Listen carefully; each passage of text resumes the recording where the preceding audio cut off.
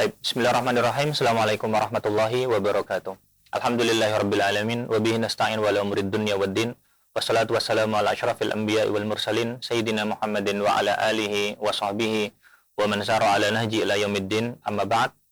Alhamdulillah atas nikmat yang Allah Subhanahu wa taala karuniakan kepada kita. Maka nikmat yang Allah berikan sungguh nikmat yang sangat banyak yang kita tidak akan mampu menghitung nikmat tersebut.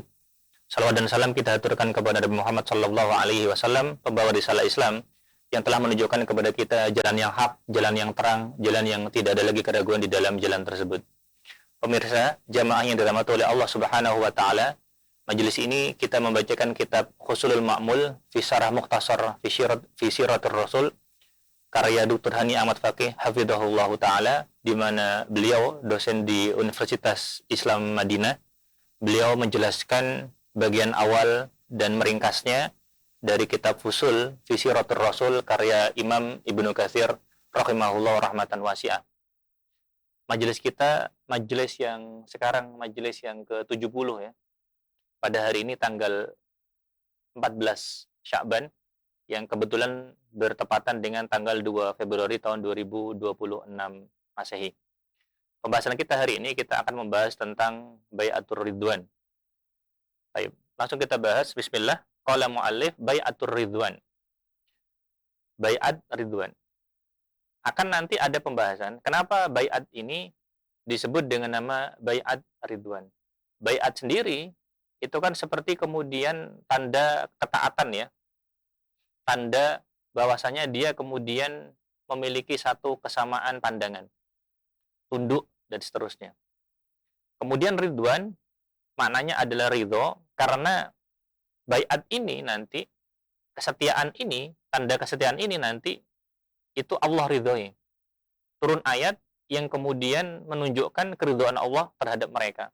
Sehingga peristiwa ini disebut dengan nama Bai'at Ridwan. Kita lanjutkan. Qala al-musannif, Ibnu Katsir mengatakan, wa qad kana sallallahu alaihi wasallam qabla wuqu'i hadzal sulh ba'atha Utsman bin Affan. Maka Rasulullah qabla wuqu'i hadzal sulh, sebelum terjadinya sulh perdamaian. Sulh itu perdamaian. Perdamaian apa yang dimaksud? Perdamaian yang dimaksud adalah perdamaian Hudaybiyah. Kita sudah membahas pada pertemuan sebelumnya tentang perdamaian Hudaybiyah. Baik. Maka sebelum terjadi perdamaian Hudaybiyah, ba'atha Utsman bin Affan. Rasulullah mengirim Utsman bin Affan ila ahli Makkah, kepada penduduk Mekah, yu'limuhum, untuk mengabarkan kepada mereka. Mengabari mereka. Siapa yang dikabari? Penduduk Mekah. Annahu, bahwasanya beliau sallallahu alaihi wasallam, di sini adalah Rasulullah sallallahu alaihi wasallam, lam yaji, tidak datang li kita li ahadin. Rasulullah tidak datang untuk memerangi seorang pun, enggak. Bukan untuk berperang. Wa inna ma jaa mu'tamiran. Tujuannya datang untuk apa? Umrah, untuk beribadah, bukan untuk berperang. Fakana min siyadati Utsman, maka termasuk dari jiwa kepemimpinannya Utsman, siyada. Kita artikan bebasnya dengan jiwa kepemimpinan, leadership barangkali ya.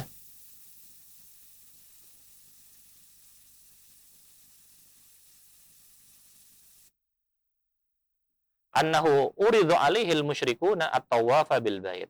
Maka mungkin untuk menghargai Utsman, entah ini niatnya tulus atau basa-basi, kita nggak bisa memastikan. Orang musyrik kemudian menawarkan kepada Utsman untuk tawaf. Hanya untuk Utsman pada waktu itu. Utsman sebagai utusan. Fa'aba alaihim. Utsman kemudian aba. Aba itu enggannya. Rasulullah enggan. Waqala, Rasulullah kemudian mengatakan, la atufu biha. Aku tidak mau tawaf di Ka'bah. Biha di sini kembali kepada Ka'bah. Qabla Rasulillah sallallahu alaihi wasallam. Tidak mau tawaf di sini sebelum Rasulullah tawaf. Sehingga Utsman bin Affan radhiyallahu anhu sangat-sangat menghormati Rasulullah, tidak mau mendahului Rasulullah. Walam yarji Utsman, dan Utsman kemudian tidak segera kembali, tidak segera pulang kembali kepada Rasulullah yang pada waktu itu berada di tempat itu. Hatta balahu sallallahu alaihi wasallam, sampai kemudian balaghahu, sampai kabar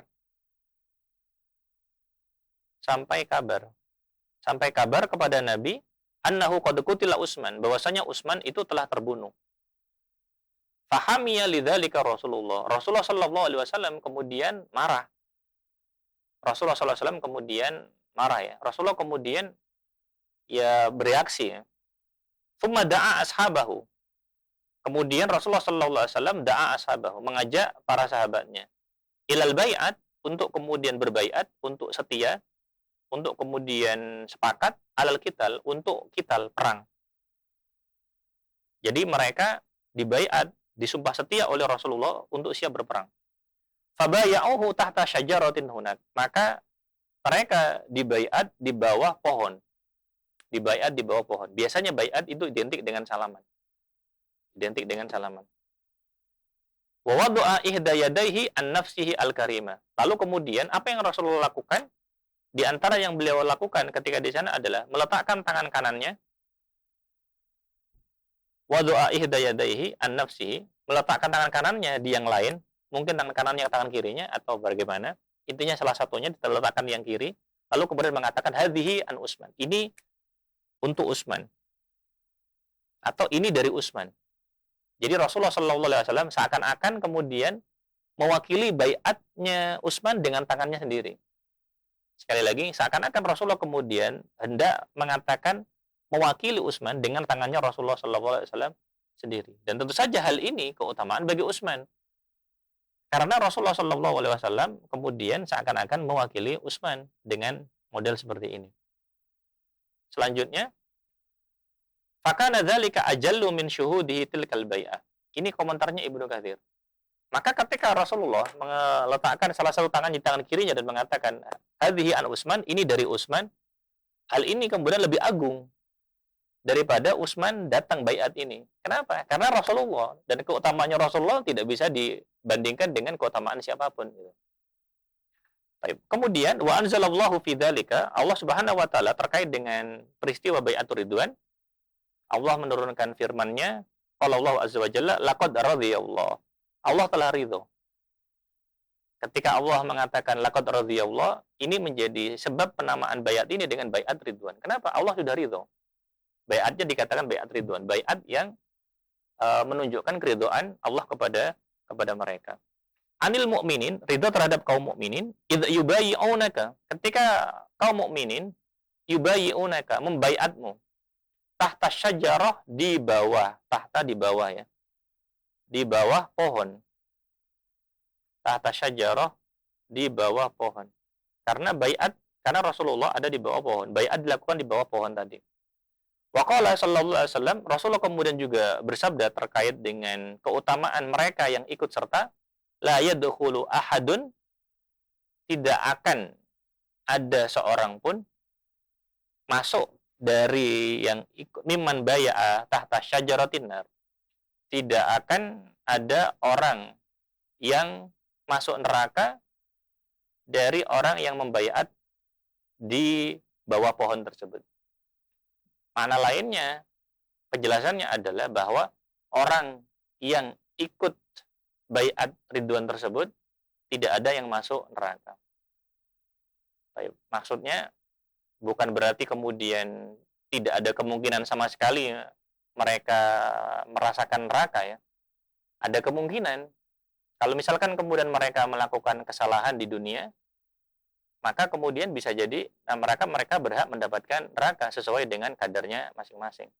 Tetapi ujungnya, maksudnya insya Allah, wallahu a'lam, maksudnya sabda Nabi ini insya Allah, semoga kita tidak keliru, maksudnya adalah bahwa mereka pasti belakangan pasti masuk neraka.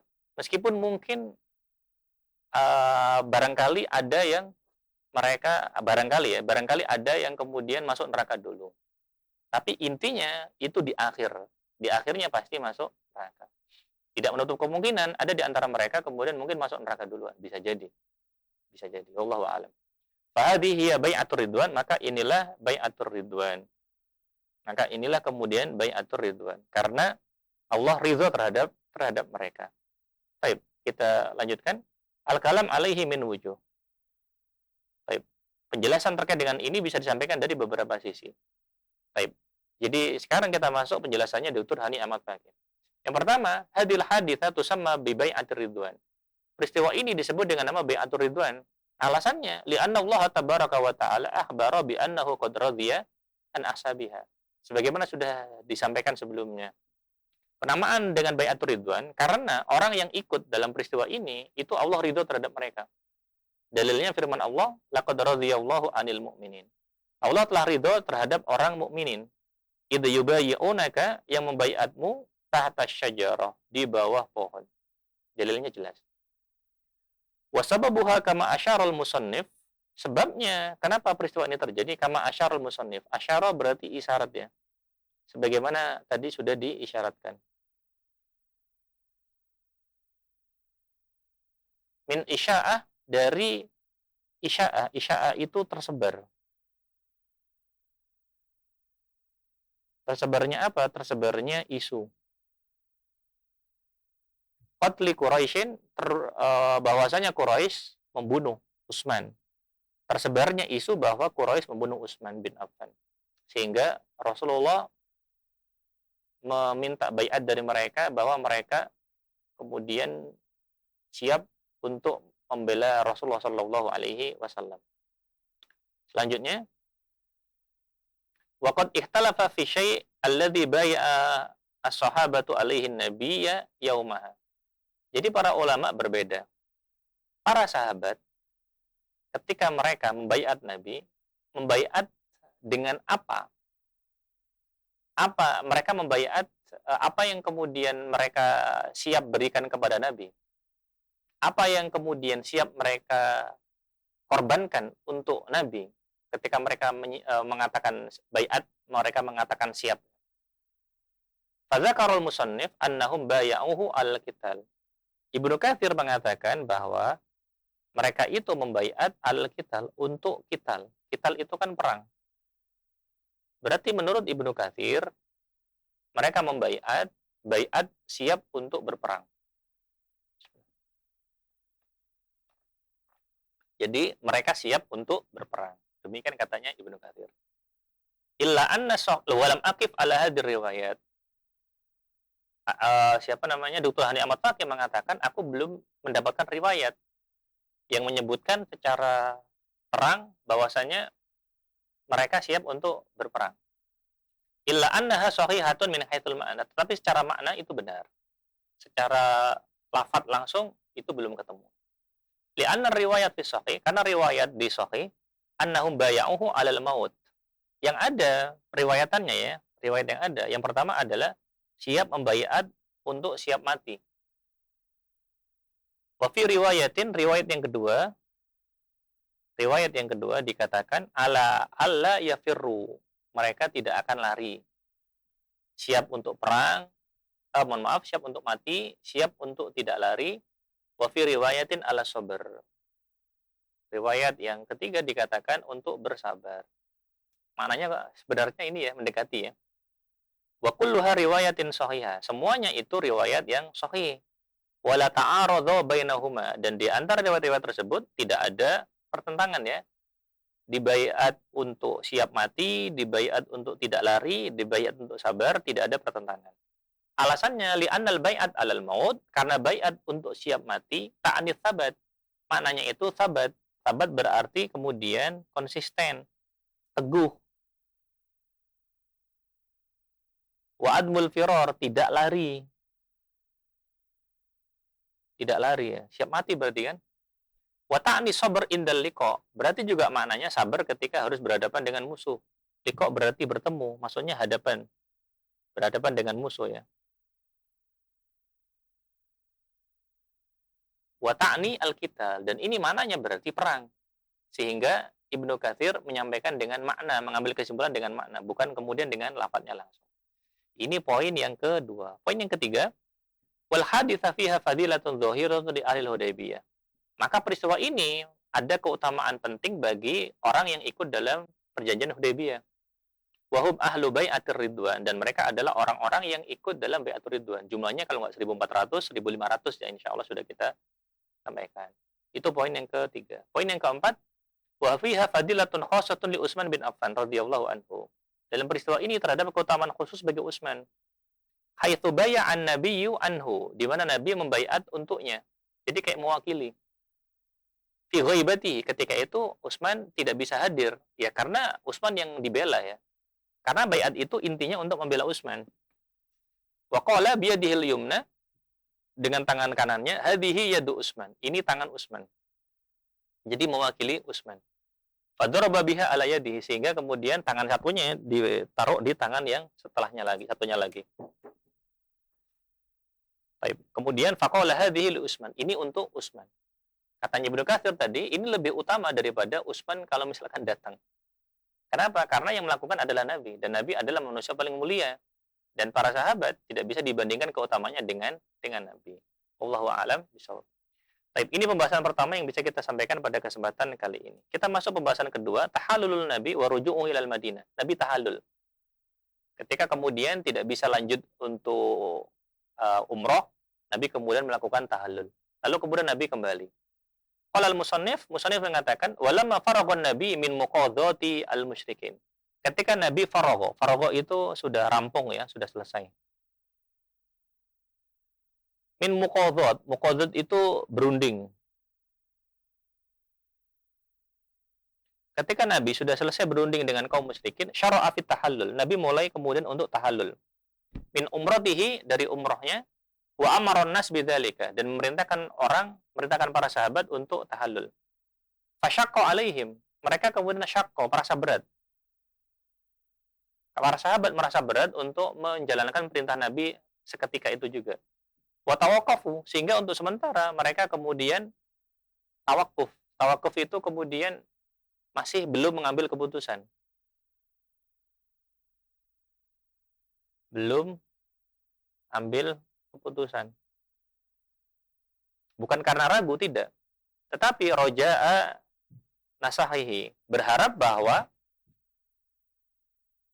keputusan yang sudah diikat perjanjian Hudaybiyah dengan orang Quraisy, itu mereka mengharapkan untuk dihapus.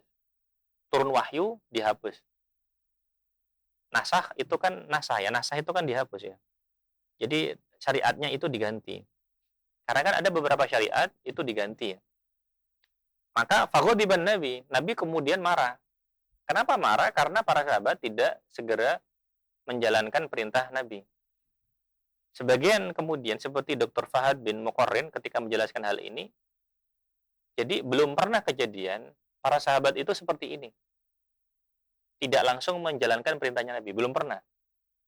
Belum pernah. Kenapa? Karena mereka menganggap isi perjanjian Hudaybiyah itu tidak layak bagi mereka, tidak adil bagi mereka, gitu loh, menyulitkan mereka. Mereka kemudian berharapnya lebih. Apalagi Nabi pernah menyebutkan bahwa Nabi bermimpi mereka bisa umroh di Mekah. Gitu. Nanti akan kita sampaikan terkait dengan hal tersebut. Maka ketika para sahabat tidak tunduk langsung kepada Nabi, Nabi kemudian marah.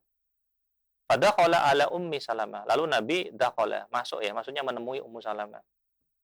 Faqala laha dzalik. Kemudian Nabi menceritakan kisah tersebut. Faqalat ukhruj anta ya Rasulullah.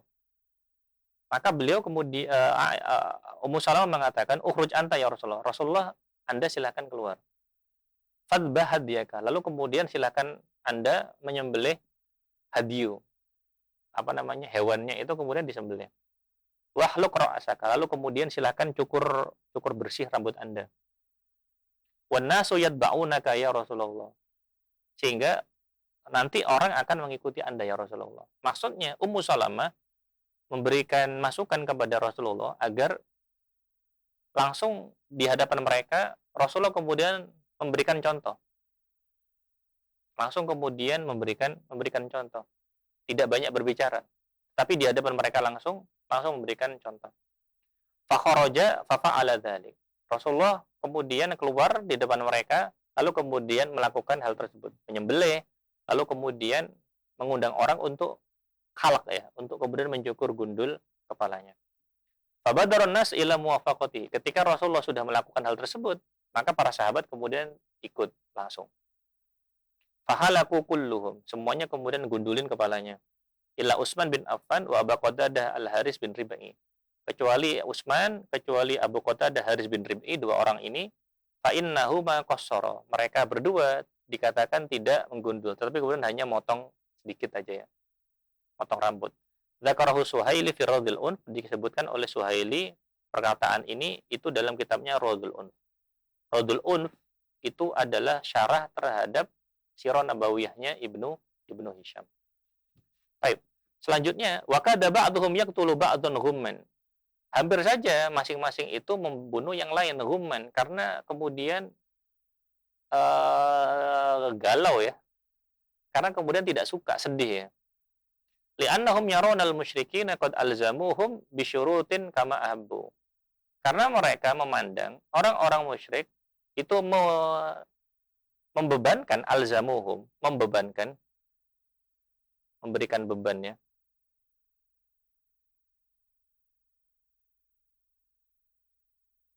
Mereka membebankan kepada kaum muslimin bisyurutin kama ahabbu, dengan memberikan syarat yang mereka inginkan saja, dan syaratnya itu kan menyulitkan.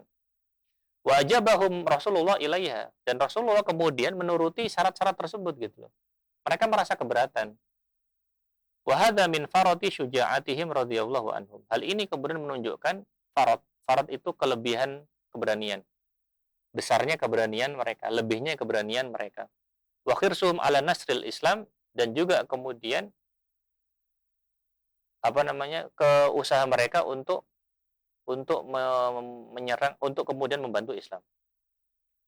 Walakin Allah Subhanahu wa taala a'lamu bihaqa'iqil umur. Tetapi Allah Subhanahu wa taala lebih tahu dengan hakikat peristiwa. Wa masalihihim minhum, dan juga kemudian masalih. Masalih berarti maslahat ya, lebih tahu maslahatnya bagi mereka. Walihada, karena itu, lama insarafa. Karena itu ketika Nabi insarafa itu pulang ya. Karena itu nanti ketika Nabi pulang sallallahu alaihi wasallam, roji'an ilal Madinah, ketika kemudian roji'an balik ya. Ketika Rasulullah nanti kemudian balik kembali ke Madinah,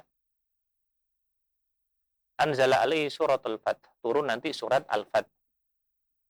Nanti kemudian turun surat Al-Fath. Nanti kemudian Umar yang sebelumnya juga protes, itu kemudian sangat gembira dengan hal tersebut. Karena apa yang disampaikan Umar ya sebenarnya mewakili keresahan kaum muslimin. Tetapi ketika kemudian Allah sudah menentukan, maka Allah Maha mengetahui segala sesuatu. Bikamaliha fi dzalika. Nanti kemudian akan turun surat Al-Fath terkait dengan hal ini. Kita lanjutkan, al-kalam alaihi min wujuh. Penjelasan tentang hal ini bisa disampaikan dari beberapa sisi. Yang pertama, fil hadisah, dalam peristiwa ini dalil ala anna man ahrama lil hajj, barang siapa yang berihram, baik itu haji atau umrah, thumma arada lahu mani, kemudian ada penghalang. Min adaiha, penghalang untuk menunaikan. Ada penghalang untuk tunaikan.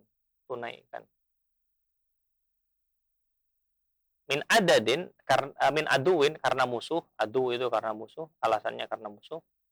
Au maradin, karena sakit. Wa nahwihi, dan semacamnya. Fa innahu yatahallalu minha, maka dia bertahallul.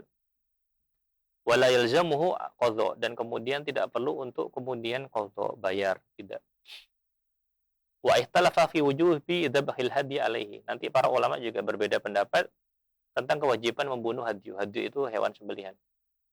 Baik, ini poin yang pertama. Poin yang kedua, wa inna ma ta'akhkhara sahabat fi imtithali amrihi sallallahu alaihi wasallam bitahallul. Jadi, kenapa para sahabat tidak segera menuruti perintahnya Nabi untuk tahallul? Alasannya li'annahum kanu yarji'una nuzula wahyi yughayyirul mauqif wa yansakhu al-amr. Karena mereka berharap turunnya wahyu yughayyirul mauqif. Yughayyir berarti mengubah mauqif, mengubah sikap. Wa yansakhu al-amr, dan perkara terkait dengan masalah ini itu dinasah. Dinasah itu dihapus.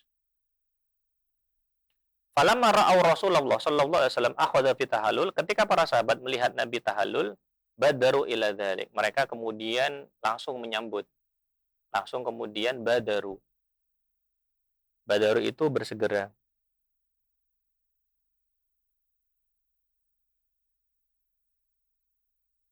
Wa qad dakhalahum minal hammi wal ghummi amrun adzim. Jadi mereka kemudian khawatir, gundah, itu amrun adzim. Itu sangat besar. Perasaan mereka itu kemudian sangat ya. Li'annahum yarawna, karena mereka menganggap anna syuruta Quraisy, syarat-syarat perjanjian Hudaybiyah yang ditetapkan oleh Quraisy, fiha ijahaf bil muslimin, menyulitkan. Menyulitkan atau tidak adil, bahasa bebasnya seperti itu. Kama anan Nabi, sebagaimana Nabi, qad ahbarabhum. Padahal Nabi sebelumnya itu telah mengabarkan bi annahum sayadkhuluna al-masjidal haram. Bahwasanya Nabi sudah mengabarkan kepada mereka bahwa mereka akan masuk Masjidil Haram. Wa yatufuna bil bait, dan mereka akan tawaf di Baitullah. Falamma suddu anhu, ketika mereka kemudian suddu, dihalangi anhu dari Masjidil Haram, dari Baitullah, bahwa qasulhu, dan kemudian terjadilah perjanjian damai, ashkala alaihim. Hal ini ashkala alaihim, tidak mereka terima. Ashkala, menyulitkan, maksudnya tidak mereka terima.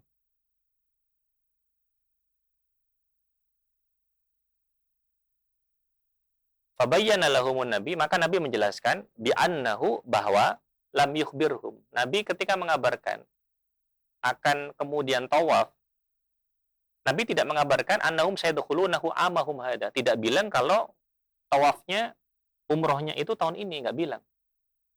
Hanya disampaikan bahwa Nabi melihat akan kejadian seperti itu. Tapi kapan? Nah, kita nggak tahu. Rasulullah kemudian tidak bisa memastikan. Karena yang dilihat oleh Rasulullah hanya sebatas itu. Tidak disampaikan kapan. Kemudian poin yang ketiga, wa nisbatul musannif ila Suhaili at-taksir. Jadi Ibnu Katsir, musannif di sini adalah Ibnu Katsir. Ibnu Katsir ketika kemudian mengatakan bahwa Suhaili menyebut bahwa dua orang yang kemudian hanya nyukur sedikit ya, tidak cukur gundul, itu taksir. Itu kemudian kurang ya, kurang teliti ya. Kurang. Maksudnya bisa jadi kurang teliti. Baik. Kemudian wa admul halqi li Utsman bin Affan, ketika kemudian dikatakan bahwa Utsman bin Affan itu tidak cukur gundul ya, tapi hanya cukur potong sedikit saja.